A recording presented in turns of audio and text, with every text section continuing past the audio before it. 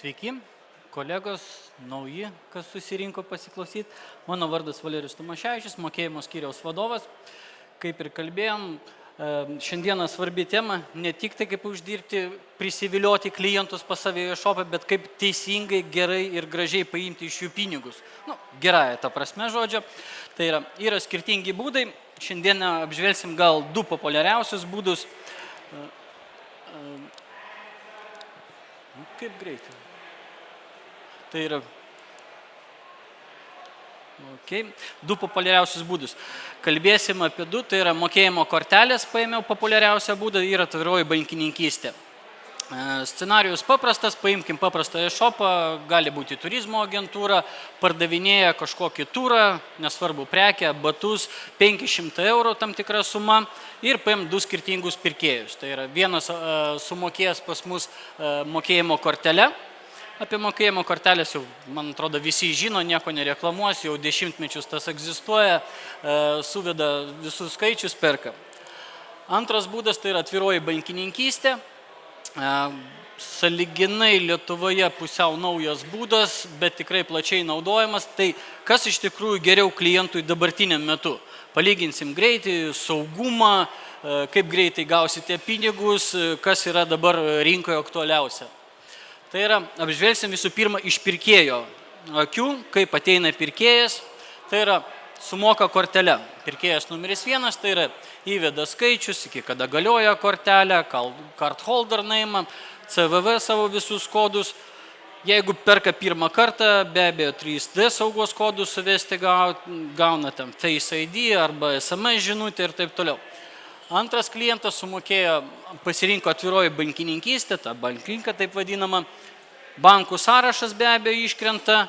Jeigu mes kalbame apie Lietuvą, tai užėjęs vartotojas iš Lietuvos į jūsų e-shopą, pagal IP nusistatys, kad Lietuva ir mokėjimo bankai, finansų institucijos pavadinkime taip, yra visas sąrašas, jis pasirenka tą finansų instituciją, kur turi savo sąskaitą, paspaudžia, viskas toliau nukeliauja į tą puslapį finansų institucijos, prisijungia ir ten iš tikrųjų reikia tik tai patvirtinti. Pasitikrinti viską, ar tikrai tos prekės, ar tikrai mokėjimo paskirtis, suma ir patvirtina.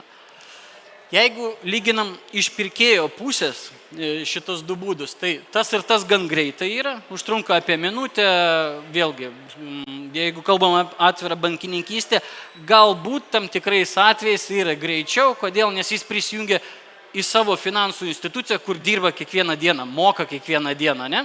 Tai gali pasirodyti šiek tiek greičiau.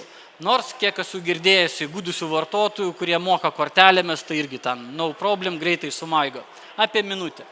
Kalbėdami apie saugumą šito atsiskaitimo, tas ir tas yra gan saugu, ypač dabar naudojami telefonai, tai yra Face ID, SMS patvirtinimas, piršto antspaudai, tai yra keli patvirtinimo būdai, gan saugu. Atviroji bankininkystė irgi gan saugu, nes iš tikrųjų klientas nukreipiamas į tą finansų instituciją, kurią pasirinko, kuris jie naudojasi kiekvieną dieną ir tai, pažįstama aplinka, kur jis jaučiasi laisvai. Tai yra saugumo pusės gan patikima yra. Kalbant apie kainą, tai sumokant kortelę vartotojui, kaina dažniausiai nepadidėja. Parašyta 500 eurų, paspaudėm, apmokėjom kortelę, 500 eurų nuskaitė nuo kortelės. Jeigu kalbam apie atvirą bankininkystę pasirinkimas, tas mokestis dažniausiai bus, jis nėra labai didelis, ten gali būti 5-10 centų, bet tiesiog jis yra. Tiesiog vienoje nėra, kitoje yra. Ne visose, bet yra. Dabar kas vyksta pardavėjo akimis, tai yra e-shopo akimis. Tai ką visų pirma reikia padaryti, tai susiintegruoti. Tai yra mokėjimo kortelės ir open bankingas. Tai gali užtrukti apie savaitę. Aš dabar kalbu vidutiniškai, ne? Yra skirtingų e-shopų, yra skirtingų finansų institucijas, bet vidutiniškai apie 1 savaitę. Jeigu mes kalbam apie mokėjimo kortelės, tai vis dėlto tas apmokėjimo būdas egzistuoja jau gan seniai visam pasaulyje, tai kažkokių papildomų įrankių tikrai jų yra begalė. Tai yra analizai visų kortelių, iš kokių šalių perka, kokie vartotojai, vidutinė suma, įvairios daug statistikos. Pagal sunkumą pareikalaus šiek tiek gal didesnių IT komandos žinių. Tai yra integracija jo, galimybė platesnė, didesnė, bet ir žinių reikia daugiau. Kalbėdami apie atvirą bankininkystę, maždaug vienodai užtrunka ta integracija. Šiam momentui, kurį egzistuoja rinkos, gal tos statistikos nebus tiek daug, nes jūs gausite tam tikrą išklotinę pavedimų, tai yra kliento vardą pavardė, už ką sumokėjo, ir dažniausiai to apsiribos. Kalbėdami toliau apie kainą pačiam e-shopui. Jeigu mes kalbam apie prekę vidutiniškai 500 eurų, tai ES viduje sumokėdami kortelę jūs išleisit, e-shopas turės sumokėti už tą mokėjimo priėmimą apie 4-5 eurus. Vidutiniškai vėlgi, kalbų būna daugiau, būna mažiau. Įdomumas prasideda, jeigu klientas yra iš ES ribų, tai yra kažkur kitur, platesniam pasaulyje, tai tas mokėjimo apdorojimas, tai yra priėmimas, gali kainuoti net 4 kartus brangiau. Būna ir virš 20 eurų ir taip toliau. Priklauso nuo sumos, iš kokios šalies, kas išdavė kortelę ir taip toliau. Kalbėdami apie atvirą bankininkystę, pačiai parduotuvėje, tai vėlgi brangiai nekainuos, apie 5, gal 10 centų tai maždaug kainuoja. Yra skirtingų, bet maždaug kainos palyginimas, ne? Kortelėm yra brangiau. Dabar atkreipčiau dėmesį į tokį dalyką kaip klientų geografija. Jeigu mes kalbam apie kortelės, tai yra Visa, Mastercardas, be abejo, prie to jau šalia visada eina elektroninės piniginės, tai yra Apple Pay, Google Pay pririštos prie tų kortelių, tai mes, tas e-shopas, turėdamas tą mokėjimo surinkimą, neapsiriboja vien tik tai ES, netgi savo šalim, tai yra Lietuva. Tai yra mokėjimai priimami iš viso pasaulio, kas turi. Nesvarbu, Kanada, Amerika ir taip toliau, Visa, Mastercard kortelės turi populiariausias, gali atsiskaityti. Tai yra kliento geografija iš tikrųjų žiauriai išplatėja, tai yra tarptautinis verslas. Jeigu mes kalbam apie atvirą bankininkystę, šiam momentu vis dėlto sakyčiau, kad tai yra daugiau tas instrumentas vietiniai rinkai. Tai yra aš lietuviškas pirkėjas, lietuviškas e-shopas, finansų institucija, kurią aš apsitarnauju, tai yra irgi Lietuvoje.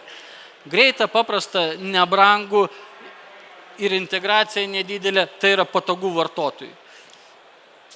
Lėšų gavimo greitis. Dabar, kada e-shopas gaus savo pinigus? Tai yra niuansas, nes kai kalbame apie kortelės, e-shopas iš karto gaus pranešimas, kad prekė nupirkta.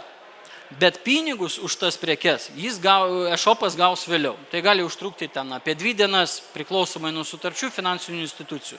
Vidutiniškai 2 dienos, tai yra kol perkeliaus per Visa, Mastercardą, kol grįš į e-shopą. Bet pranešimą iš karto gauna.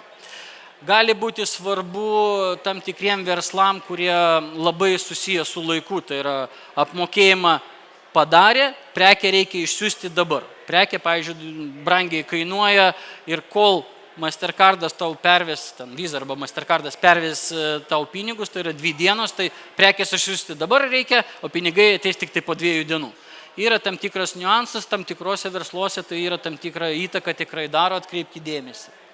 Dabar, jeigu mes kalbam apie atvirą bankininkystę, vis dėlto techniškai tai atrodys kaip paprastas SEPA pavedimas arba SEPA instant pavedimas, tai yra iš tikrųjų e-shopas iš karto gauna prekes, iš karto gauna pranešimą, kad apmokėta, jeigu instant tai yra iš karto pavedimai į savo sąskaitą. Tai yra paprasčiau, pinigai gaunami greičiau. Pakalbėkim dar tokį įdomų scenarijų, kai planas A, viskas yra gerai, visi nusipirkė, visi laimingai, prekės gavo, kelionę gavo, nuvažiavo. Yra tam tikras niuansas, kai kažkas atsitinka blogai.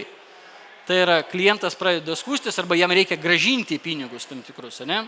Jeigu mes kalbam apie kelionės agentūrą, kuri nori gražinti pinigus, viskas gan paprasta ir su kortelėmis, ir su atvira bankininkystė, pavedimas atgal. Bet tais atvejais iš vartotojo pusės, kada vartotojas skundžiasi nori atgauti pinigus, tai atviroji bankininkystė gali pasirodyti šiek tiek sunkesnis atvejis. Pavyzdžiui, nenorim gražinti pinigus, o vartotojas reikalauja gražinti pinigus. Ką gali padaryti vartotojas, tai iš tikrųjų kreiptis į vartotojų teisę, blogiausiais atvejais į teismus ir taip toliau. Tai yra vartotojo reikalas. Eiti, įrodinėti ir taip toliau. Kada mes kalbam apie scenarijų, kai sumokėjo kortelę, tai klientas gali turi tokią galimybę kreiptis į finansų instituciją, išdavusi kortelę, užpildyti specialią formą ir paprašyti grąžinti pinigus. Visą šitą dalyką pradės nagrinėti Visa ir Mastercardas.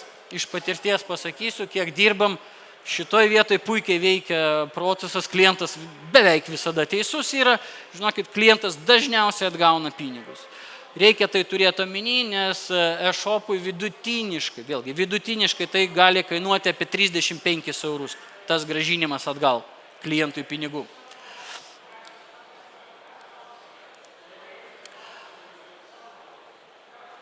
Jeigu mes lyginam ir kokio išvadų galim prieiti, tai yra mokėjimas kortele. Mokėjimas kortele iš karto gal neatsiejamai kalbėsiu yra Apple Pay ir Google Pay kartu. Tai yra vis dėlto tas instrumentas, kur leidžia e-shopui išeiti į pasaulinę rinką. Tai yra tarptautinė rinka, nes priima kortelės visam pasaulyje išduotas Visa, Mastercard kortelės. Tai yra patogu sumokėti Apple Pay, Google Pay. Šiuolaikiškai ir patogu, nes ir iš telefono galit paimti, patvirtinti, reikėtų pasižiūrėti savo e-shopo kažkokias statistikas vidinės, kaip pirkėjas perka pas jūs e-shopė. Tai yra ar iš telefono, ar iš planšetės, ar iš kompiuterio ir taip toliau.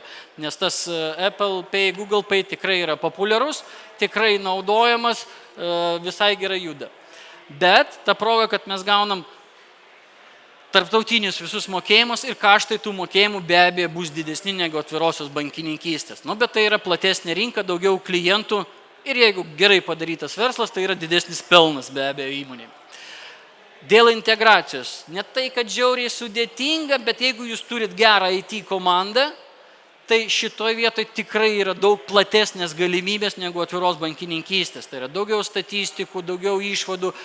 Paleidžiat kokią reklamą kompaniją, nežinau, Bulgarijoje ir jūs galite pasižiūrėti, bulgarų pirkėjų yra daugiau, mažiau, padidėjo, sumažėjo ir taip toliau. Tai yra šioje vietoje gal daugiau toks apribojimas IT įgūdžių, jūsų specialistų. Kalbėdami apie atvirą bankininkystę, šiam momentui, kaip dabar yra ta atviroji bankininkystė, vis dėlto sakyčiau daugiau populiaresnis metodas, tai yra vietinis pirkėjas, vietinis e-shopas, vietinė finansinė institucija. Tai yra keli mygtukų paspaudimai, paspaudėm, apmokėjom. Jeigu kalbėti, daug statistikos esu sutikęs, kalbėti apie Baltijos šalis, vienas populiariausių vis dėlto metodų yra atviroji bankininkystė. Kai mes kalbam apie vidų šalies, tai yra mokesčiams sumokėti, ten telefonui apmokėti, dar kažkam. Bet jeigu jau norėsit eiti į kažkokią pasaulinę, biškį didesnę rinką, reikės prijungti ir kortelės. Kortelės tai yra ir Apple Pay, ir Google Pay. Keli mygtuko paspaudimai. Ką reikėtų turėti šiuolaikiniam pasaulio e-shopui, sakyčiau, reikia turėti visus. Tai yra paprasta. Kuo platesnę klientui pasiūlysim galimybę apmokėti tas prekes, mes nepamesim kliento, kuris užeis, norės atvirą bankininkystę, o nėra, pavyzdžiui. Arba norės apmokėti Apple Pay, Google Pay, kur yra šiaip jaunimas, dabar šiaip visi pripratę prie to. Telefonų, piršto antspaudai, Face ID, viskas labai paprasta. Šitą irgi reikia turėti e-komercijai. Ar yra klausimų? Jeigu yra klausimų, mūsų standas Valeto yra tiesiai išėjus pro duris, galima ateiti padiskutuoti to klausimu, kas yra geriau, kas yra priimtinesnis, kas populiaresnis jums. Šalia sportinę mašiną galima nusifotografuoti ir laimėti bilietus į varžybas, jeigu aš neklystu, pasižymėti Valeto People, ateikit, labai faina mašina, tikra, jinai tikrai važinėja visose varžybose. Mūsų vairuotojas sėdi. Valerijau, ačiū labai. Labai greitas klausimas. Tai vis tik, jeigu labai sutrumpinus ir susiaurinus, daugelis lietuvių e-shopų, kurie eina į eksporto rinkas, žiūri tas pačias turtingiausias Europoje, tai būtų kokia Vokietija, Britanija, Prancūzija ir aišku Jungtinės Amerikos valstijos. Tai koks būtų toks džentelmeno rinkinys, jeigu nori turėti e-shopą universaliai pritaikytą mokestinę prasme, mokesčių pinigų surinkimo prasme šitom rinkom? Tai visų pirma, tai yra kliento geografija, kaip ir sakėt, reikia žiūrėti į ypatumus, bet jeigu tai yra, mes kalbam apie lietuvišką e-shopą ir platesnę pasaulinę rinką, vis dėlto mokėjimo kortelės. primiktinai siūlau Apple Pay, Google Pay, šiuolaikiška, madinga, jaunimas. Tai yra irgi vartotojų amžius, irgi atkreipti reikia dėmesį. Dar sakyčiau, svarbu yra atkreipti dėmesį į pačią klientūrą, ar tai B2C ar B2B. Jeigu mes kalbam apie verslo kažkokios klientus, tai yra pastebėta toks ypatumas, jeigu sumos yra didesnės, ten virš 1000 eurų, 2000 ir taip toliau, vis dėlto lygęs tas įpratis daryti SEPA pavedimas arba SWIFT pavedimą, tai jau taip užeiti ir kad kita įmonė atsiskaitytų tau su kortele reikėtų to, kol kas dar taip nėra. Yra, bet labai mažai. Bet jeigu mes kalbam B2C rinką, tai yra užsienio rinka, tai kortelės, Visa, Mastercard, Apple Pay, Google Pay pabrėžiu, must have. Tai yra dabar normalu, sakykime taip. Puiku. Ačiū labai. Ir visi kviečiami palenktyniauti prie stendo. Ačiū Jums, viso gero.